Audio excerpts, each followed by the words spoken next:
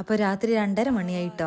ഞങ്ങളിതാ മൈലാഞ്ചി ഇടാൻ വേണ്ടിയിട്ട് ഇരിക്കണം, ഞാനും എൻ്റെ നാത്തൂനും കൂടെ. നാത്തൂനെന്ന് പറയുമ്പോൾ എൻ്റെ ബ്രദറിൻ്റെ വൈഫാണ് കേട്ടോ. ആളൊരു ഹെന്ന ആർട്ടിസ്റ്റാണ്, നന്നായിട്ട് മൈലാഞ്ചി ഇടുന്ന ആളാണ് കേട്ടോ. പിന്നെ 2:30 മണിയാവാൻ കാരണം ഞങ്ങൾ ഫംഗ്ഷനൊക്കെ കഴിഞ്ഞ് വന്നപ്പോൾ ഒരുപാട് ടൈമായി. പിന്നെ ഡ്രസ്സൊക്കെ ചേഞ്ച് ചെയ്ത് മക്കളൊക്കെ ഉറക്കി വന്നപ്പോഴത്തേനും ഒരുപാട് സമയമായി. മക്കളെ കൂട്ടിയിട്ട് ഇടാൻ പറ്റൂലല്ലോ. അപ്പോൾ പിന്നെ എല്ലാവരും ഉറക്കി സൈഡാക്കിയിട്ടാണ് ഞങ്ങൾ ഈ പണിക്ക് നിന്നത് കേട്ടോ. ഇതൊരു അറബിക് ഡിസൈനാണ്, സിമ്പിളായിട്ടുള്ളൊരു ഡിസൈനാണ് കേട്ടോ. എനിക്കിത് ഇട്ട് വന്നപ്പോൾ ഭയങ്കരമായിട്ട് ഇഷ്ടപ്പെട്ടു. അവൾ വേറെ ഡിസൈനൊക്കെ ഇടാമെന്നൊക്കെ എന്നോട് ഒരുപാട് പറഞ്ഞു, പക്ഷേ ഞാനായിട്ട് സെലക്ട് ചെയ്തൊരു ഡിസൈനാണ് കേട്ടോ അത്. എനിക്ക് ഭയങ്കരമായിട്ട് ഇഷ്ടപ്പെട്ടു. ഇട്ട് വന്നപ്പോഴും ലാസ്റ്റ് ഇതിൻ്റെ റിസൾട്ട് നിങ്ങളൊന്ന് കണ്ടു നോക്ക്, നല്ല അടിപൊളിയായിട്ടുണ്ടായിരുന്നു.